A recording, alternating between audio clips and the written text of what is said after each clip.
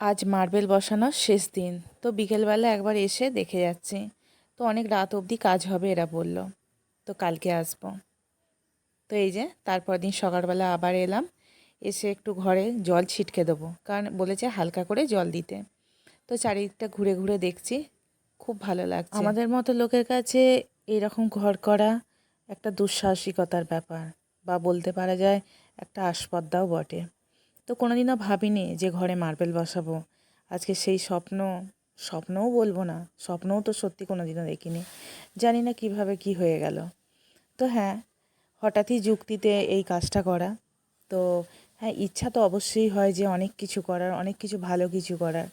আর সত্যি করে অন্তর থেকে যদি কোনো কিছু জিনিস চাওয়া হয়, সেই জিনিসটা যদি তুমি মনের মধ্যে একটা দৃঢ় প্রতিজ্ঞ হও যে হ্যাঁ আমি করবই, আমাকে করতেই হবে, পারতেই হবে, তাহলে দেখবে সেই কাজটা তুমি করে ফেলছো। আমার লাইফের জার্নির সাক্ষী তোমাদেরকেও করে রাখলাম, কারণ আমি যখন পরে এই ভিডিওগুলো দেখব, তখন এই দিনের কথা বা এই দিনগুলো নিজের স্বচক্ষে দেখতে পাবো যে কিভাবে কি করেছি। ভীষণ ভালো লাগছে।